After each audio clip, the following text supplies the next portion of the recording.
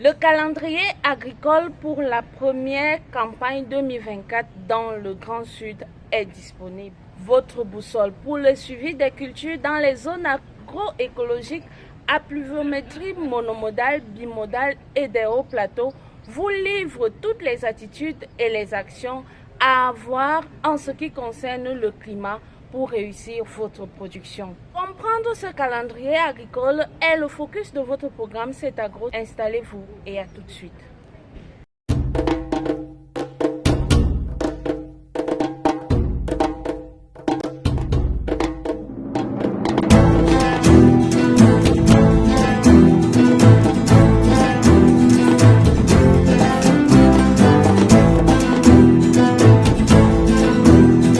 Le document de 26 pages vous indique quand engager le semis selon votre zone agroécologique.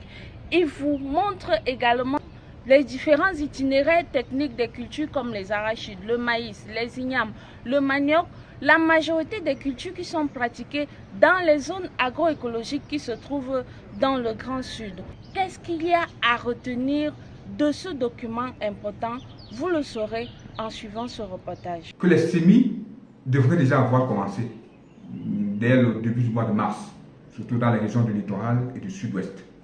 Que les semis pour le reste du territoire, pour le reste des régions de la zone forestière, notamment les régions du centre, de l'est et du sud, mais également le nord-ouest et l'ouest, que les semis devraient commencer en principe à partir de la deuxième décade du mois de mars, surtout à partir du 13-14 de ce mois. Mais il y a également une partie entre la région de l'Adamawa, dans la partie sud, la région de l'Adamawa, et la partie nord, la région du centre, qui est une zone de transition, que les semis devraient commencer entre la troisième décade du mois de mars et la première décade du mois d'avril.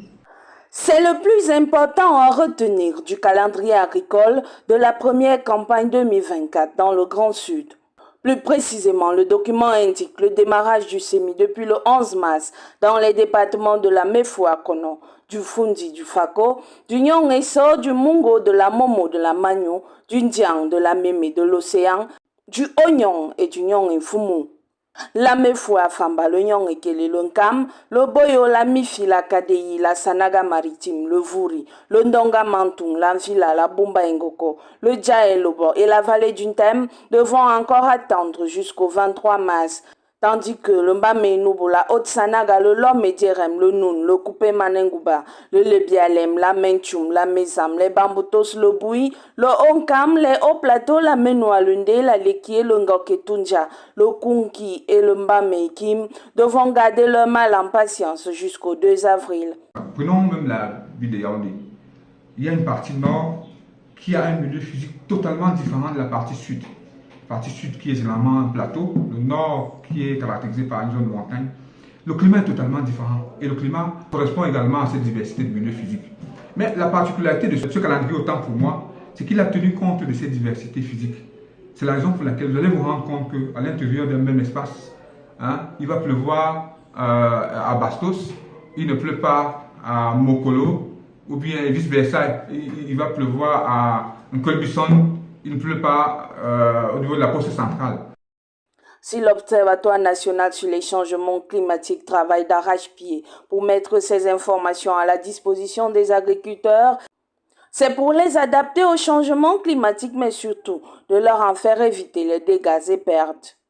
Ces dernières années, par exemple, si je prends la zone soudano-sahélienne ou bien la zone de la Damawa, où on a eu des séquences sèches de manière régulière, c'est-à-dire qu'il va pleuvoir, les pluies démarrent pendant 1 ou 2 semaines, et puis il y a la rupture parfois qui peuvent atteindre entre 1 et 2 semaines. Alors ceux qui ont mis l'arachide au sol, ceux qui ont mis le maïs au sol, il faut 6 jours ou 7 jours sans pluie pour que cet arachide ou bien ce maïs ne produise plus. Alors pour éviter cela, il faut écouter l'information parce qu'on a la capacité, surtout au niveau de l'observatoire, de pouvoir détecter ces séquences sèches au cours de l'année. Donc vous voyez que si vous ne suivez pas, vous n'aurez pas la bonne information. Vous allez vous retrouver en train de s'aimer et recommencer davantage. Et c'est une perte énorme. L'autre information à prendre au sérieux dans ce calendrier agricole est la prise en compte du niveau de précipitation. Il faut attendre les 30 mm recommandés avant de mettre vos semences en terre. Un agriculteur lambda, c'est très facile.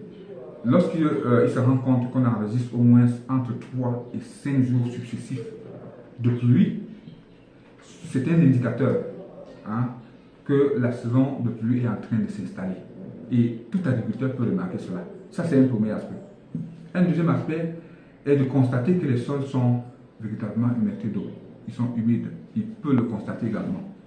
Un troisième aspect, c'est que dans chaque arrondissement au moins, le ministère de l'Agriculture, qui est l'un des partenaires privilégiés de l'Observatoire, a mis en place ce qu'on appelle des agents agricoles qui accompagnent les paysans à détecter ces démarrages.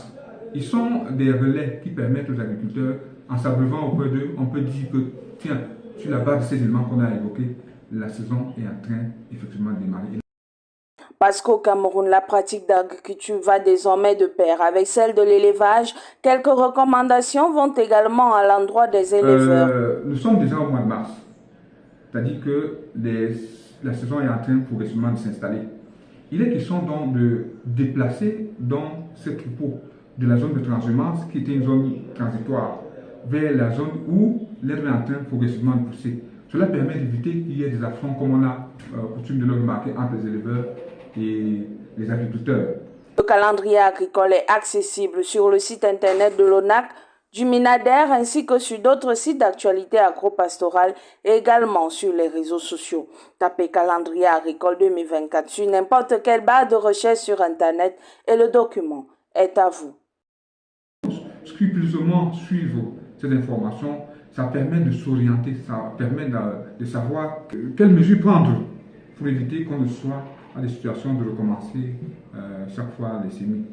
Et ce qui n'est pas favorable à nous assurer une meilleure. Dans ce calendrier agricole, il est indiqué, recommandé de commencer le semis lorsque vous avez atteint 30 mm de précipitation dans votre exploitation.